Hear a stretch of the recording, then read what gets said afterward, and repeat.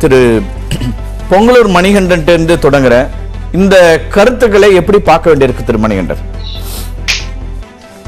செங்கோட்டையன் அவர்கள் அதிமுகவில் மிக மூத்த தலைவர். ஈரோடு கிழக்குல அவர் தேர்தல் பணிக்குழு தலைவராக இருந்து முழுமையாக பணியாற்றியவர். எனவே அங்கே அவர் ஆய்வு செய்கிற போது அவருக்கு எழுந்த அந்த நிகழ்வுகளை சந்தேகங்களை அவர் வெளிப்படுத்தியிருக்கிறாங்க.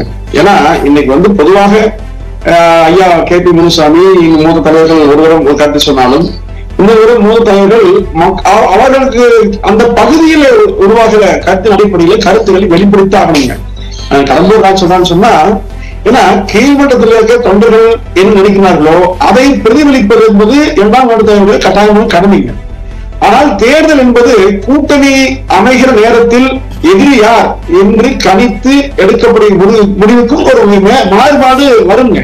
கடந்த காலத்துல எத்தனையோ உதாரணம் சொல்லணும். எம்ஜிஆர் காலத்துல இருந்து, அம்மா காலத்துல இருந்து, கலைஞர் காலத்துல இருந்து, எடப்பாடியார் ஸ்டாலின் இது வரையிலும் கூட்டணியில் அமைந்த விதத்தை பார்க்கிற போது நமக்கு இந்த மாதிரி தோணாதுங்க. ஏன்னா சர்ச்சைகள் சொல்றாரு திரு செங்கோட்டையன் அப்படின்றீங்க. திரு கடம்பூர் ராஜு பொலிட்டிக்கல் ஸ்டேட்மெண்ட் அதை விட்டுறலாம். கள நிலவரம் இதுதான் திரு செங்கோட்டையன் சொல்றாரு. பல தேர்தல் களங்களை பார்த்தவர், அனுபவசாலி. அப்படின்னா கள நிலவரத்தை முன் வச்சுதானே நீங்க தேர்தல் கூட்டணி அமைப்பீங்க 2024க்கு. அப்ப இதுதான் உங்க எண்ணமா இருக்கா அப்படிங்கிற ஒரு கேள்வியும் வருது இல்ல? இல்ல, அவர் பொது தேர்தல் கள நிலவரம் சொன்னீங்க, இடைத்தேர்தலில் உருவான கள நிலவரம்.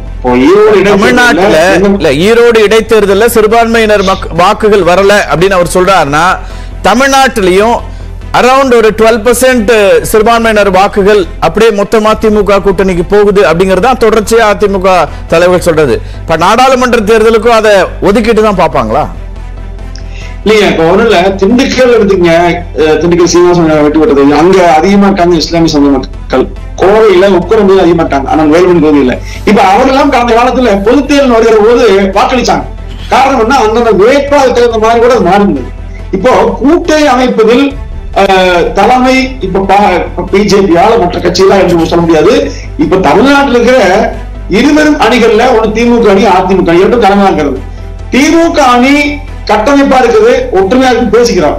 ஆனால் அந்த அணிக்குள் இருக்கிற பல்வேறு சர்ச்சைகளும் சங்கடங்களும் வெளிவராமதுக்கு காரணம் என்னன்னு சொன்னா, அவங்க ஒன்னே ஒரு காரணம் கண்டாங்க, பிஜேபி மட்டும்தான்.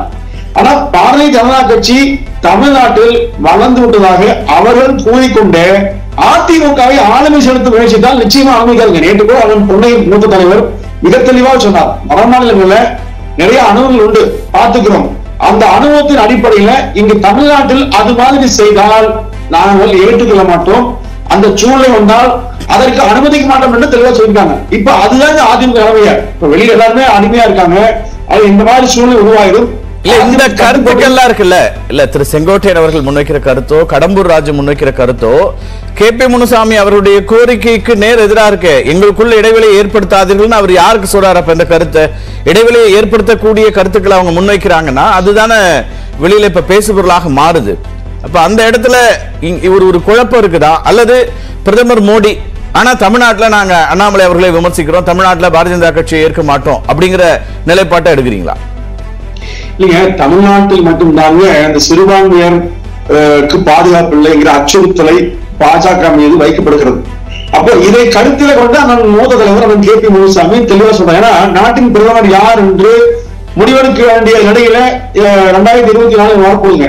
அப்ப இது அதிமுக நிலைப்பாடு என்னவா இருக்க வேண்டும் என்பதை மூத்த தலைவர்கள் யோசிச்சு பேசுறாங்க. ஏன்னா அது ஒரு வகையில் அரசியல் முடிவுங்க. இந்த அரசியல் முடிவுல 42,000 வாக்குகள் போயிடுச்சு அப்படிங்கறத திரு செங்கோட்டையன் சொல்றது மட்டும் இல்ல, ஏற்கனவே திரு CV சண்முகம் உள்ளிட்டவர்களா இந்த கருத்தையே சொல்லியிருக்கிறாங்க. சிறுபான்மை வாக்குகள் எங்களை விட்டு போறதுக்கான காரணம் பாரதிய ஜனதா கட்சி அப்படின்னு தொடர்ச்சியா இப்படி வேறுபட்ட கருத்துக்களை, முரண்பட்ட கருத்துக்களை சொல்லிட்டே இருக்கும்போது கூட்டணி எப்படி அது என்ன நிலைப்பாட்டு எடுக்கிறாங்க? அப்ப ஒரு மிக்ஸ்டு சிக்னலை கொடுக்குறீங்களா, வெளியில குழப்பமான ஒரு மெசேஜ் சொல்றீங்களாங்கிறதான இப்ப கேள்வியா வருது. இல்லைங்க, அதிமுக அணியில ஒரே ஒரு விஷயங்க, கூட்டணி இருக்கிற ஒவ்வொரு கட்சிகளுக்கும் சுதந்திரம் முழுமையா இருக்கிறது. யார் நீங்க கூட்டணி சேர்ந்தீங்க, நாங்களும் பேசக்கூடாது நீங்களும் பேசக்கூடாது என்று சொல்வது இங்க கிடையாது. அப்படின்னா நீங்க மாறி மாறி சண்டை போட்டீங்கன்னா அப்படி சண்டை அல்லது கருத்தியல் பரிமாறுவது. ஒரு தொகுதியில இல்ல சிறுபான்மை வாக்குகள் வந்து எங்களுக்கு வரல, அது பாரதிய ஜனதா கட்சியால வரல அப்படிங்கிறது ஒரு பொலிட்டிக்கல் அப்சர்வேஷனா எடுத்துக்கிறேன் சார். களத்துல இருந்தாரு, சொல்றாரு கருத்தை.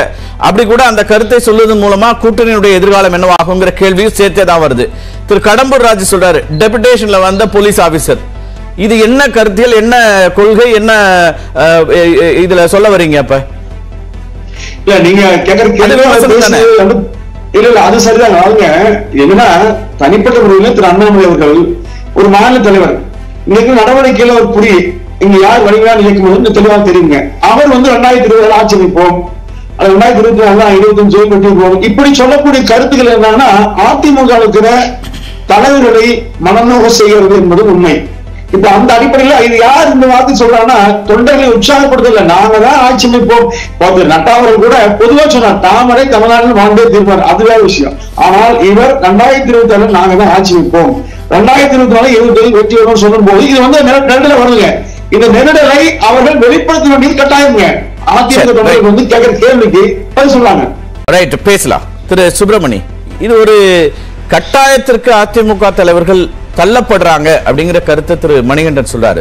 இன்னைக்கு வந்து மீண்டும் மீண்டும் இங்க வந்து எதிர்கட்சி யாருங்கிற கேள்வி எழுப்போதோ அல்லது அதிமுகவுடைய வாக்கு வங்கி சரிஞ்சிருக்கின்ற மாதிரியான விஷயங்களை சொல்லும் போதோ இதையெல்லாம் சொல்ல வேண்டிய தேவை இருக்கு. இங்க இருக்கக்கூடிய வாக்குகளை சிந்தாமல் சிதறாமல் வச்சுக்க வேண்டிய அவசியத்துக்கு தள்ளப்படுறோம். அப்படிதான் இந்த விமர்சனங்கள் முன்வைக்கப்படுதுங்கிறாரு திரு மணிகண்டன். திரு சுப்பிரமணி, அதாவது எதிர்கட்சி வந்து எல்லாருக்கும் தெரிஞ்சது அதிமுக, அதுல மாற்று கருத்தே இல்லை. ஆனா இப்ப செங்கோட்டையன் இன்னைக்கு சொன்னது பாத்தீங்கன்னா ஒரு விரக்தியின் வெளிப்பாடு.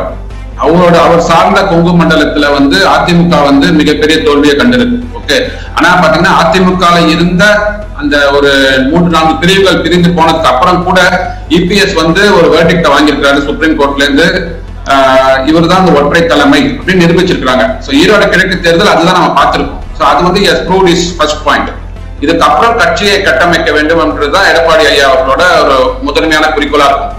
செங்கோட்டையன் வந்து as an individual அவர் என்ன சொல்றாங்கன்னா தனிப்பட்ட கருத்து, அதாவது பாத்தீங்கன்னா அதிமுக பாத்தீங்கன்னா கிட்டத்தட்ட ஒரு ஜனநாயகத்தை மதிக்கின்ற கட்சியா இருக்கிறதுனால பெருந்தலைவர்கள் செங்கோட்டையன் ஐயா வந்து கிட்டத்தட்ட எடப்பாடி ஐயா அவர்களோட டிராவல் பண்ணியிருக்கிறார். ஒரு 30 வருடங்களாக வந்து அதிமுக பயணிச்சிருக்கிறார்.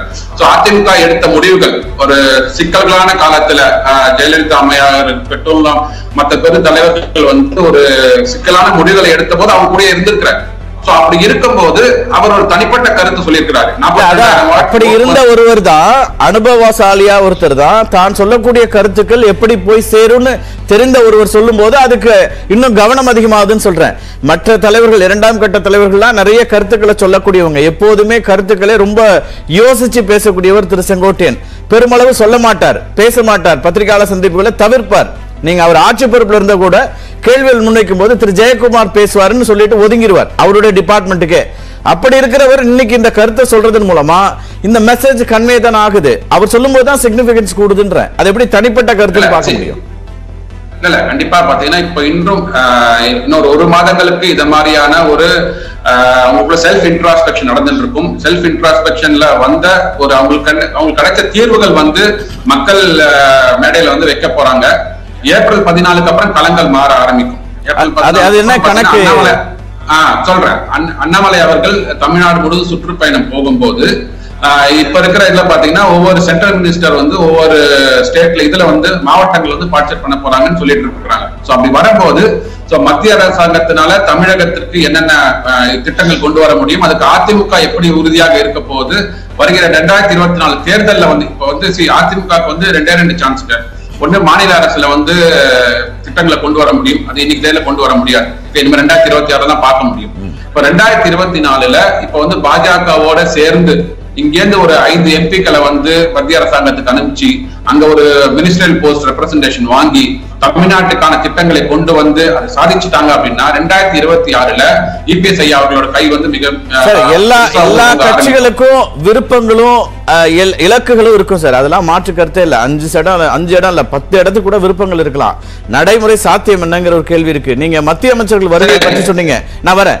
மத்திய அமைச்சர்கள் வருகை பற்றி சொன்னீங்க. மத்திய அமைச்சர்கள் ஏற்கனவே பல அமைச்சர்கள் வந்து சென்றுட்டாங்க. 4 மாதங்களுக்கு முன்னதாகவே கிட்டத்தட்ட 30-40 மத்திய அமைச்சர்கள் வந்தாங்க தமிழ்நாட்டுக்கு.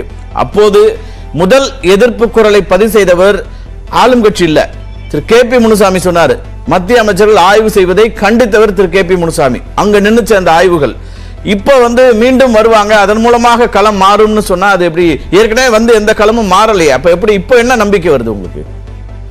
இல்ல மாறலன்றது வந்து மக்களோட தனிப்பட்ட கருத்து. ஓகே, தமிழகத்திற்கு வந்து நம்ம ஒரு தேர்தல் முடிவு வச்சுதான் பேசுறோம். ஒரு இடைத்தேர்தல் முடிவு வருது, அது ரிஃப்ளெக்ட் ஆகும். ரைட். இதுக்கு முன்னாடி உண்டான தேர்தல் முடிவுகள் என்ன ஆச்சு? சோ லோக்கல் பாடி எலெக்ஷன்ல தனியா நின்னீங்க. இப்ப என்ன சொல்றோம், நம்ம பிஜேபியோட நின்னதுனால 42,000 ஓட்டு எங்களுக்கு சிதைஞ்சு போயிடுது அப்படின்ற, அதாவது ஒட்டுமொத்த சிறுபான்மையர் ஓட்டே சிதைஞ்சு போயிடுது. இல்ல 40,000 ஓட்டு தான் சிறுபான்மையர் ஓட்டு இருக்குன்றது ஒரு தரவு இருக்கு. இந்த 1,70,000 ஓட்டுல 40,000 ஓட்டு அப்படியே எல்லாமே செஞ்சு போயிடுச்சு அப்படின்னா மற்ற கட்சிகளுக்கு எல்லாம் போட மாட்டாங்க சிறுபான்மையினர். ஓகேங்களா? சோ அதை நம்ம உற்று நோக்க வேண்டிய ஒரு கட்டாயத்தில் இருக்கும். ரெண்டாவது, லோக்கல் பாடி எலெக்ஷன்ஸ்ல நீங்க தனியா தானே நின்னீங்க. அப்ப என்ன ஆச்சு? வெற்றி. அப்பயும் வெற்றி வாய்ப்பை இழந்தார்கள். அப்ப பிஜேபி கூட இல்லையே. சோ அப்ப நீங்க நிரூபிச்சிருக்கலாம் இல்லையா? சோ நீங்க சொல்ற மாதிரி ஒரு எலெக்ஷன் தான் வந்து அதுக்கு வந்து ஒரு காரணியா இருக்க முடியும். அந்த வாய்ப்பு வந்து இப்போதைக்கு இல்ல. இனிமே வந்து 2024 தனியா நின்று களம் கண்டு அதிமுக வந்து எம்பி ரெப்ரசன்டேஷன் வாங்க முடியுமா அப்படின்றது வந்து பொதுமக்கள்கிட்டே கொஞ்சம் வந்து ஐயம் தான் இருக்குது. 24 பொறுத்த வரைக்கும் இவங்களுக்கும் சிக்கல் இல்ல சார். 2024 நாங்க என்ன பண்ண போறோம், எத்தனை இடங்கள் அப்படிங்கறதுல. 2026 ஆட்சி அமைக்க போவது பாரதிய ஜனதா கட்சியினும் போது அது அதிமுக இருக்கக்கூடிய தொண்டர்களையும் தலைவர்களையும் வருத்தமடைய செய்து, அதனால இதெல்லாம் பேச வேண்டியிருக்குன்னு திரு மணிகண்டன் சுட்டிக்காட்டினார். அதாவது பாரதிய ஜனதா ஆட்சியில பங்கு பெறும் என்ன பொறுத்த வரைக்கும் அப்படிதான் இன்டர்பிரேஷன் புரிஞ்சுக்க வேண்டியது. அதாவது அண்ணாமலை என்ன சொல்றாரு, இல்ல கட்சியினர் பாரதிய ஜனதா கட்சி என்ன சொல்லுதுன்னு தான் நம்ம பார்க்கணும் சார். நம்ம இன்டர்பிரேஷன் ஒண்ணா இருக்கலாம், அவங்க அப்படி சொல்லல. வந்து இல்ல கரெக்ட். கண்டிப்பாக 1.5 கோடி தொண்டர்கள் வச்சு வாக்காளர்களை வச்சிருக்கிற அதிமுகவை வந்து தாண்டி 1.25 லட்சம் கோடி வாக்காளர்கள் வந்து பிஜேபி பெற்றுடுமா அப்படின்னா யாருமே நம்ப மாட்டாங்க. ஈவன் அண்ணாமலே நம்ப மாட்டாங்க. அவரோட இது என்ன ஸ்டேட்மெண்ட் என்ன எப்படி இன்டர்பிரட் பண்ணிக்கணும் அப்படின்னா, கண்டிப்பாக வந்து 2026 வந்து ஒரு எதிர்கட்சி தலைவராக எப்படி வந்து 2011 தேமுதிக வந்து விஜயகாந்த் அவர்கள் எதிர்கட்சி தலைவராக உட்கார்ந்தாரோ அத மாதிரியான ஒரு நோக்கத்தை வச்சுதான் வந்து இங்க இருக்கிற தமிழக பாஜக வந்து பயணித்துக் கொண்டிருக்கும் அப்படின்ற இதுலதான் வந்து சோ நீங்க வந்து ஆப்போசிஷன் பார்ட்டியில உட்காரும் போது மினிஸ்டர் ரெப்ரசன்டேஷன் 2026 திரு எடப்பாடி பழனிசாமி அதிமுக ஆட்சி அமைக்கும், முதலமைச்சர் ஆவார், நாங்க பிரதான எதிர்கட்சியா வருவோம்னு சொன்னா அங்க சிக்கலே இல்ல. அதுதான் தேமுதிகவுடைய நிலை, அப்படிதான் வந்துச்சு. ஆனா இங்க நிலை அப்படி இல்ல. 2026 ஆட்சி பொறுப்பு வருவோம்னா ஆட்சி பொறுப்பு கூட்டணி ஆட்சி என்பதை முதல்ல அதிமுக ஏற்றுக்கொள்ளணும். கூட்டணி ஆட்சின்னு இன்டர்ஃபரன்ஸ் நீங்க சொன்னாலும் சோ அதெல்லாம் இருக்கக்கூடிய கேள்விகளா இருக்கு. நம்ம பேசலாம். திரு சுப்பிரமணியன் இணைப்புல இருங்க, நான் வரேன்.